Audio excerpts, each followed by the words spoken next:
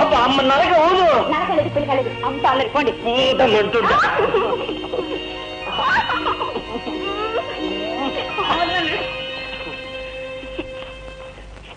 Thank you very much.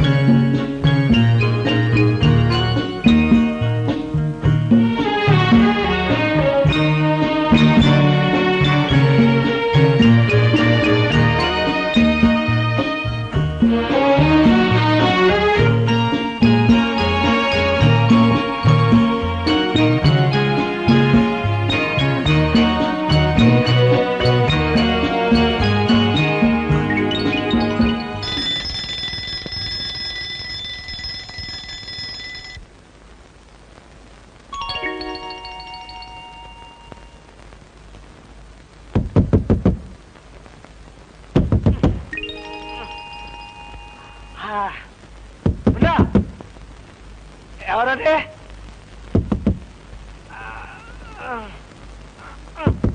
అయ్యో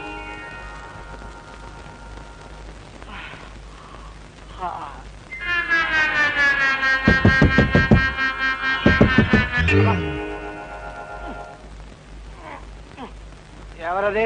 నాన్న బాబు అప్పలమ్మని. నువ్వా వచ్చావా? కంటి నిండా నిద్రపోయావు కదా. నిద్ర పని మనుషులు శత్రువులు అనుకుంటాను.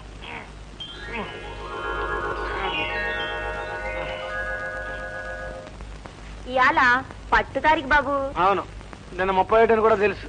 అయితే ఏమంటావు? నా జీతం డబ్బులు ఇప్పిస్తే ఇస్తాలే. బ్యాంకులో ఓడి తీసుకోగానే. నాన్న అడిగింది బీడీ కాదు బాబు, జీతం. చిచి, బీడీ కదే, ఓడి. ఓడి అంటే బ్యాంకులో మన అకౌంట్ మీద ఇచ్చే అప్పే అప్పలమ్మ. అది వాళ్ళ బ్యాంకులో తీసుకోగానే. అయ్యో 10 అయిపోయిందే, బ్యాంక్ మూసేస్తా. ఎదవాళ్ళ మోయి అవ్వలేదు. ఇప్పుడు ఎలాగా? ఇదిగో పని చూసుకుని తాళం వేసి తాంచే పక్కన పెట్టి. అట్టాగే బాబు.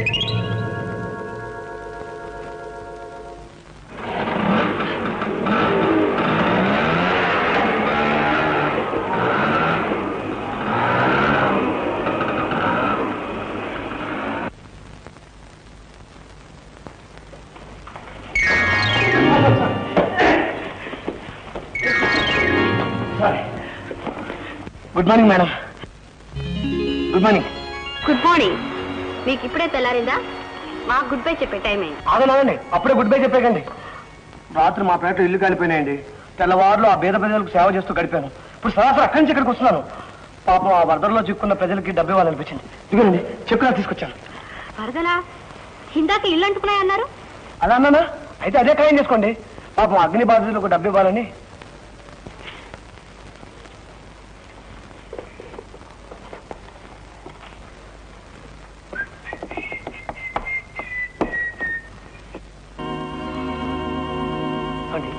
అకౌంట్ లో 5 రూపాయలు కూడా లేదు.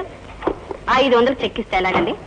అంటే దాని అర్థం ఓడి మని ఇవ్వటానికి నేనేమనండి, వెళ్ళి ఏజెంట్ గారిని అడగండి. అడుగుతాననుకోండి, మీరు కూడా కాస్త రికమెండ్ చేస్తే బాగుంటుందేమని.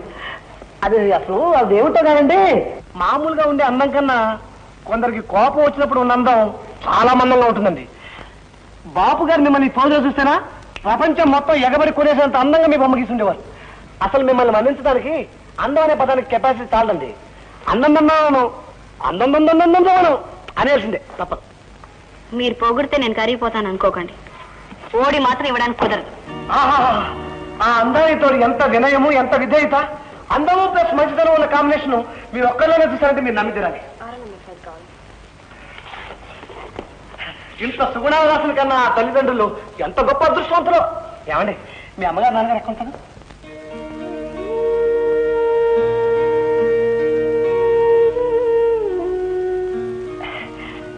అసలు మీలాంటి సిన్సియర్ వర్కర్స్ ఉండటం వల్ల దేశం ఎలాగైనా ఉండండి. చెక్కు సారీ, ఐ కాంట్ హెల్ప్.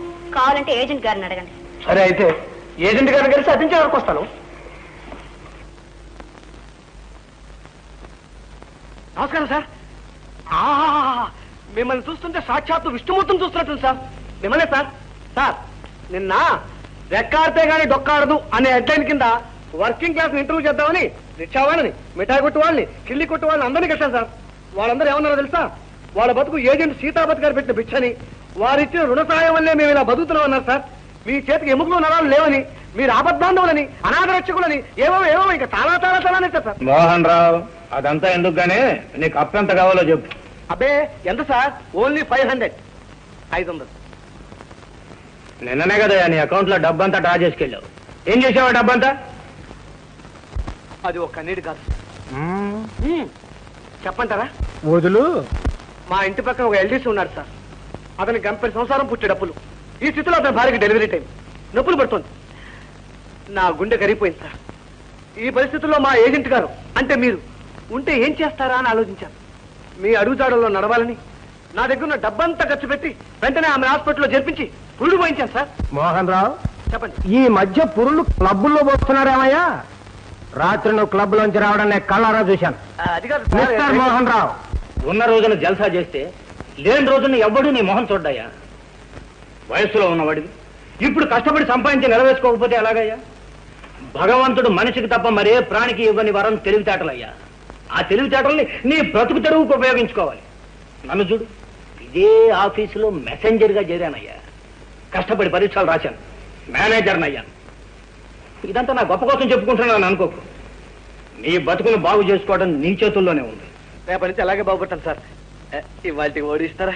ఇంత చెప్పింది నీకు ఇవ్వనని చెప్పడానికి. రేపటి నుంచి నీకు ఓడి ఇవ్వద్దని అరుణతో చెప్తాను.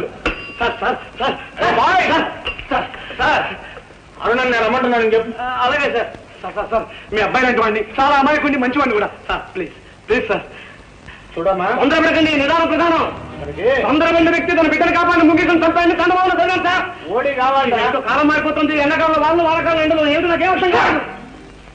పాస్ చేసి పంపమ్మా. ఈసారికి డబ్బు తీసుకెళ్ళి మళ్ళీ ఓడి అన్నావా నేను జీవో అనాల్సి వస్తుంది. అలాగే సార్. జీవో అంటే ఏమిటి సార్? అది కూడా ఏమైనా కొత్త గొప్ప కాదు. జీవో అంటే 1, 2,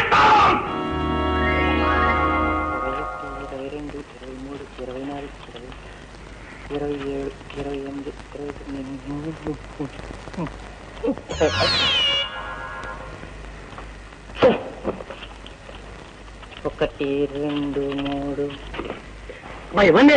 నేను ఎత్తి మీరు నేను తెల్లారిపోతుంది. చూడండి.